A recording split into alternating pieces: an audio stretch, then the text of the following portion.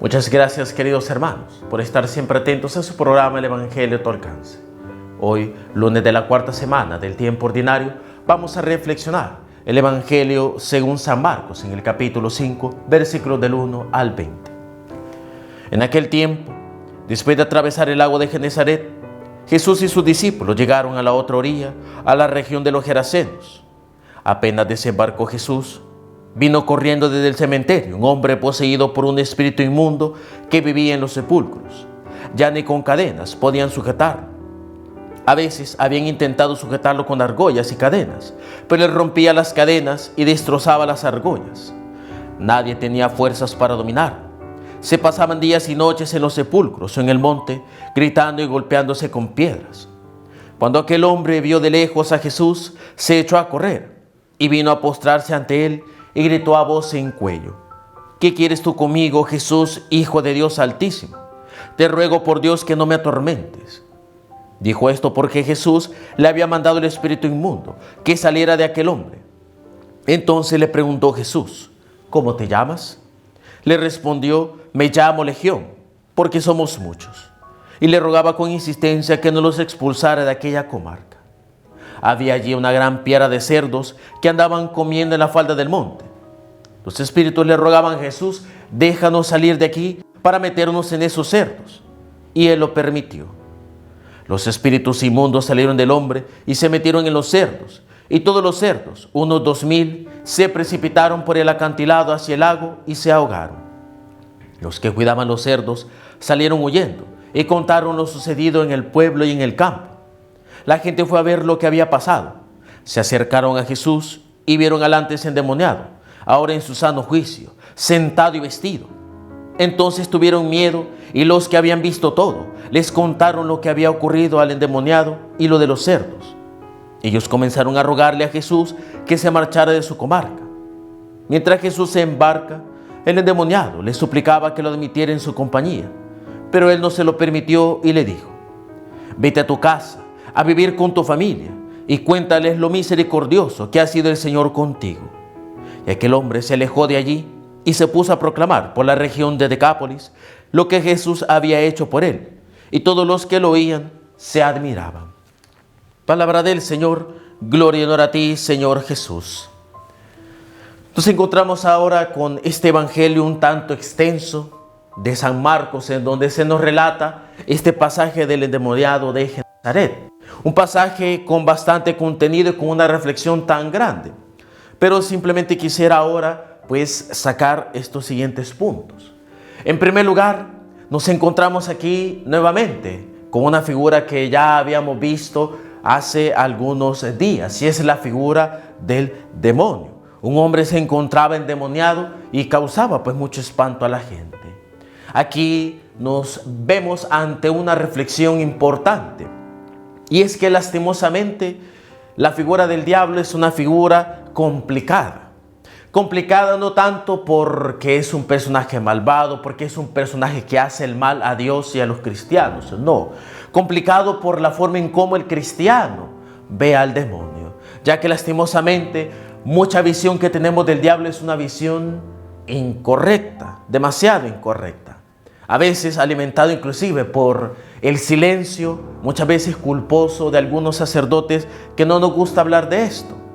Pero hay que entender que el diablo es un personaje, es una persona real, contrario a lo que muchas personas, e inclusive muchos sacerdotes, sea por temor, ya sea porque le tienen mucho miedo al diablo o por cualquier otra cosa, evitan hablar de él o niegan el diablo, diciendo de que el demonio es simplemente una figura, es simplemente como una forma de hacerle tener temor a la gente para que haga las cosas bien.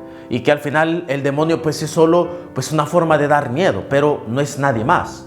Pero la misma Sagrada Escritura y la Santa Madre Iglesia, en sus santos y en los papas, nos avisan de que el diablo es una persona real, es un espíritu personal y maligno que busca siempre estorbar el camino del Señor, que siempre busca estorbar los planes del Señor en la vida de los cristianos verdaderamente comprometidos. Y en la reflexión que hemos visto, empezando de manera más especial desde San Pablo VI, que una vez él mismo dijo que existe un adversario que busca tropezar el plan de Dios y que es el maligno, el diablo. Desde allí, tanto Pablo VI como San Juan Pablo II, el Papa Benedicto XVI de amada y recordada memoria, como el Papa Francisco, nos han venido recordando que el diablo es un enemigo que está ahí para estorbar el plan de Dios y para hacernos sufrir a los cristianos. Y por tanto, no tenemos por qué negar la existencia del diablo, porque iríamos en contra inclusive de la misma enseñanza de la iglesia. Pero por otra parte también encontramos la fascinación por el demonio. Si hay algunos que niegan de que el diablo existe, que dicen que es una mentira, hay otros que ven al diablo por todos lados, se fascinan por él. Incluso hay algunos que hasta se creen Superman, que le dan duro al diablo por todos lados. Ven inclusive al diablo en la sopa, en el pescado que se están comiendo, lo cual genera muchas veces una fascinación enfermiza, que a algunos los motiva a meterse en brujería, en satanismo, en ocultismo, en hechicería. Y a otros esta fascinación por el diablo les crea problemas mentales que buscan ver al diablo por todos lados, incluso que hasta ellos tienen al demonio cuando en realidad tienen otra cosa. Y ambas posiciones lo único que hacen es favorecer al demonio. ¿Por qué?